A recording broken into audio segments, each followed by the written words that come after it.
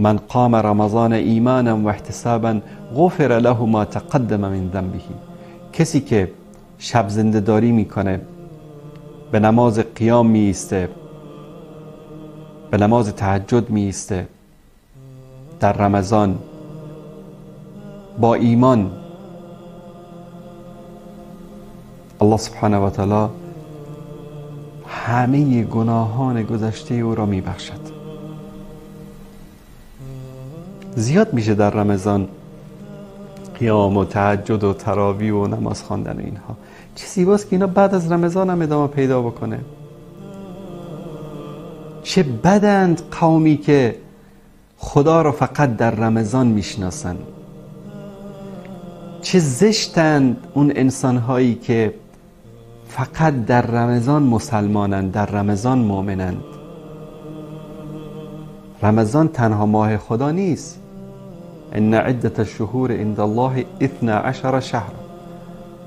تعداد ماه‌های خداوند 12 ماه است، یک ماه نیست. رمضان فقط یک مدرسه است.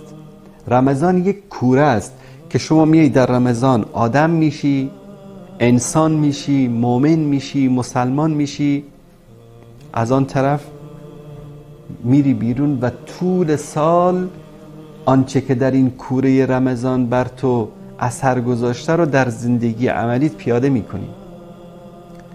رمضانی که بر انسان اثر نداشته باشه، رمضانی که تأثیرش رو بعد از رمضان انسان نبینه، اون رمضان رو شما همینطوری هدر دادید.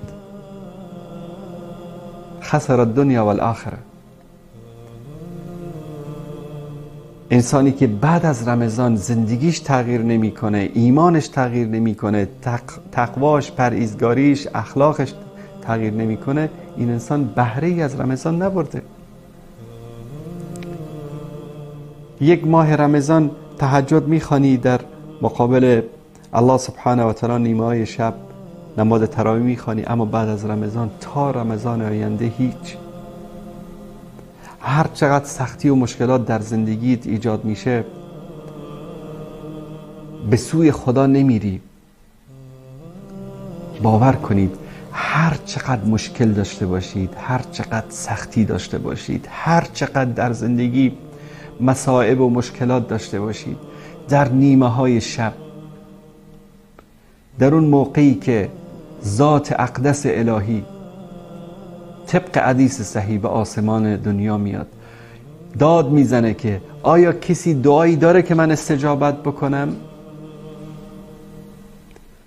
آیا کسی طلب استغفار میکنه که من او را مورد مغفرت قرار بدم؟ در اون لحظه، در این لحظه های آسمانی و ملکوتی و روحانی، در نیمه های شب همه خوابند. چه زیباست که انسان سجاده خودش رو بندازه با پروردگاری که و نحن اقرب الیه من حبل الورید، از شارگ گردنم به تو نزدیکتر است. درد دل بکنه، راز دلشو بگه، مشکلاتشو بگه، سختیاشو بگه، بگه پروردگارا به دادم برس، پروردگارا مشکلات من رو حل بکن. باور کنید اگر کسی با صدق و با اخلاص و با نیت این کار رو انجام بده، هیچ وقت مایوس و ناامید از درگاه خداوند بر نمیگرده. برای یک بارم شده در زندگیتون این رو امتحان بکنید. کسی با حضور قلب، با نیت، با اخلاص در نیمه های شب دست دعا بلند بکنه و حل مشکلاتش رو از پروردگار متعال بخواد، هیچ وقت دست خالی بر نمیگرده. از این بیشتر دیگه چی میخواید که الله متعال خودش میگه که من میام به آسمان دنیا و داد میزنم که آیا کسی دعایی داره که من استجابت بکنم؟ چه بد است که ما در اون موقع خواب باشیم. مشکلات داریم، سختیات داریم، پروردگار میگه ادعونی استجب لکم و ما سرمون رو گذاشتیم خوابیدیم. بعد فردا با کوله باری از غم و هم و اندوه و مشکلات و سختی ها دوباره برمیگردیم به زندگی عادیمون، در حالی که همه اینها رو تو میتونستی در ظرف چند ثانیه، چند لحظه با راز و نیاز با پروردگارت حل بکنی. این رمضان فرصت است که شما رو به الله نزدیک میکنه، شما رو با الله آشنا میکنه، شما رو با قرآن آشنا میکنه. اون اللهی که فراموش کرده بودی، اون قرآنی که خاک زده بود رو تاقچه و فراموش کرده بودی و این رمضان بازش کردی و داری از این قرآن میخوانی، و اون پروردگاری که در 24 ساعت شب و روز رمضان بارها اونو یاد میکنی، این پروردگار همان پروردگار روزهای دیگر سال است، هیچ فرقی نمیکنه.